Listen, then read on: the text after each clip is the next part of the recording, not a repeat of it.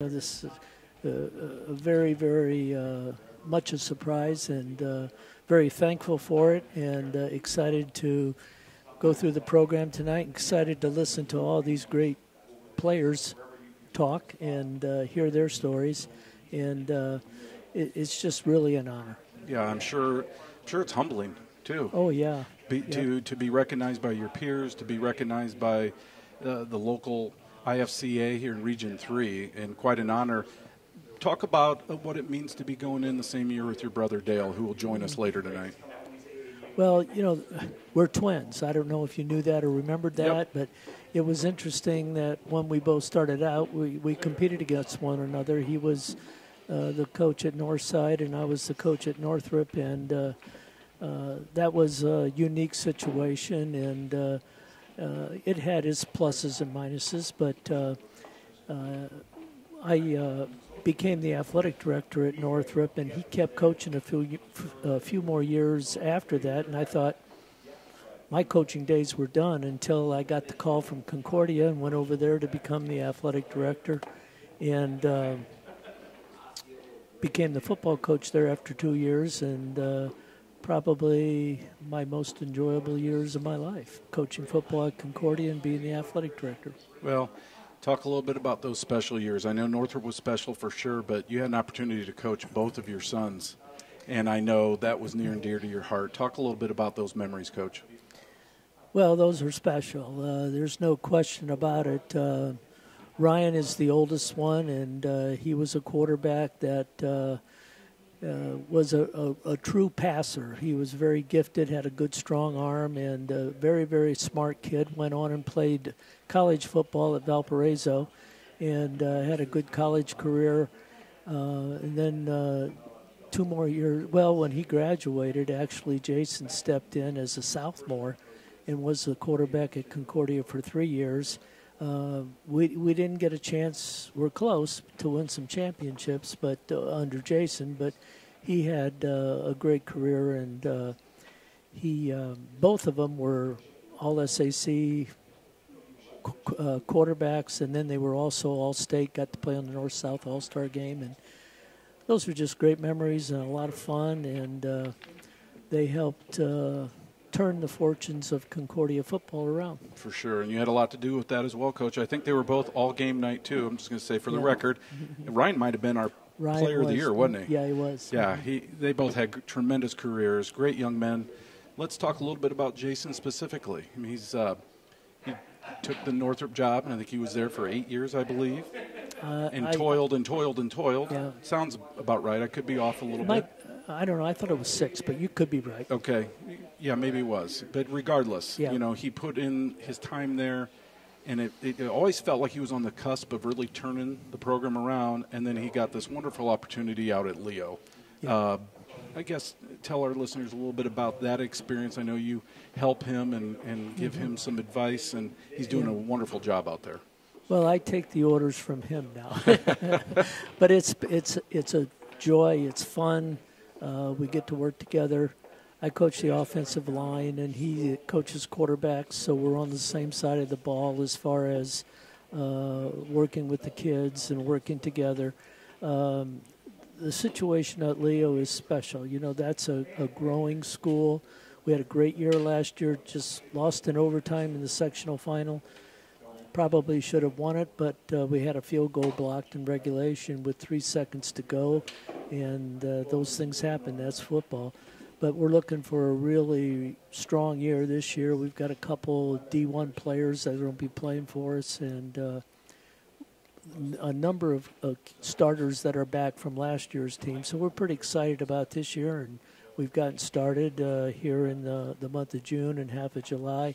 We actually have 1 more week to go before we take a week off, and then August is here. I know. It comes so quickly, doesn't it? Quickly. I'll tell you, it seems like every year goes faster and faster. Of course, I'm getting older and older, too. That's how it goes. That has a lot to do with it. Yeah, the corn. I always used to point out to my kids around the 4th of July, I'm like, football season's coming, because you can tell by the corn when you're driving in the back roads.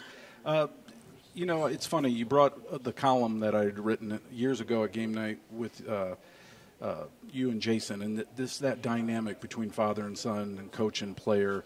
And I remember, I haven't read it in a long time, but I know it was interesting, the dialogue that you guys would have at the dinner table and the drive home and those kind of things. You mentioned how things have changed. He's the head coach, you're an assistant. What's the conversations like now? How has that changed in the last 20 years or so?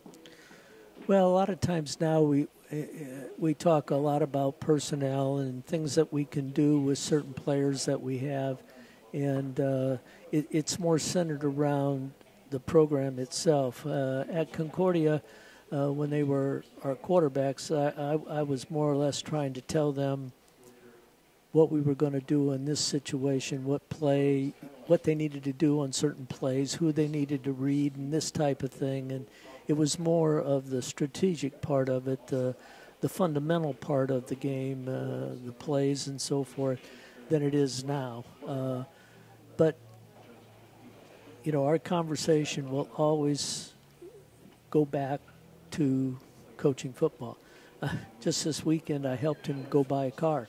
And all the time we're talking about football, not necessarily what kind of car he should buy. You weren't negotiating price? No, we were negotiating personnel, that kind of thing. Great. But that's fun. I mean, it's been a big part of our life, and I've really enjoyed it. And both of them will be here tonight, and so it's special. For sure. Yeah, and Coach, I got a chance to see your team at the Parkview 7-on-7. So when you're talking about personnel and having some D1 players, you got some fun-looking athletes on the roster for this upcoming year. Brock Schott, Caden Hurst, I got to believe those are the first two that come to your mind when you're talking about the D1 guys. Yep.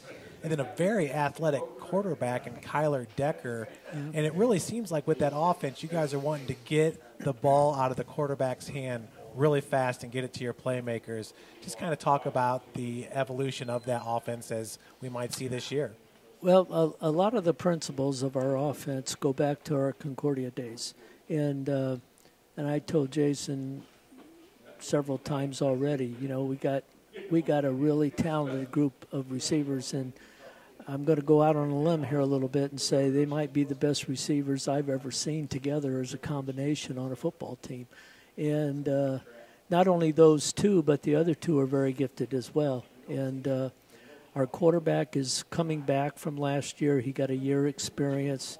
Kyler Decker is his name, and he's a senior.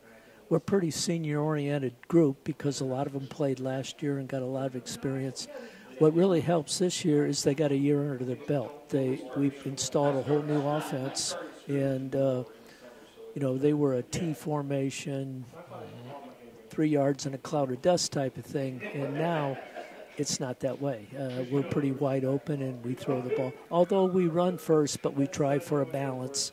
And so hopefully things will fall into place, and it will be an exciting year. We got to stay injury-free. Every coach will tell you that. And we'll see what happens.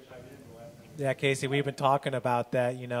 They go from the run offense, throwing maybe 4 times. Now, Jared Souter. Yeah, and now Jason's taken over, and you can kind of see it getting further away from that. Doerffler. Yeah. Yep. No, it's going to be fun, and there are definitely some memories from those Concordia offenses where you'd have 4 wide receivers and you spread people out and get the ball out of your quarterback's hand quickly, and that was kind of a trademark of some of those great teams that you coached. We're going to have your brother join us in a second here, Coach, and then maybe you can spend 2 or 3 minutes with us, and then we'll cut you loose so you can finish up your table over there. Coach Dale Doerffler right now, ladies and gentlemen, he's also very dapper. I mean, these Doerfflers, they look very handsome tonight. Coach, go ahead and put a headset on here, and we'll introduce you to the program more. You might have to help him with his microphone. Oh, he's got it.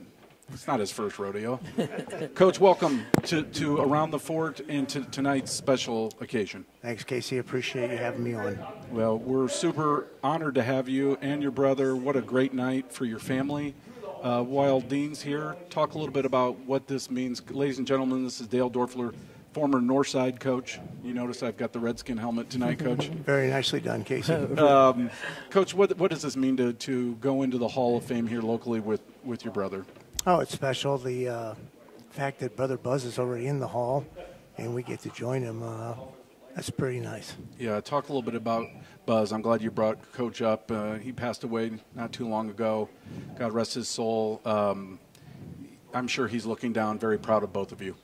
Yeah, and I'm sure my mom and dad are too. The fact that he was an educator and a coach, and I had a lot of influence on Dean and I on what we wanted to do in our career, and he set a really good example for us. For sure.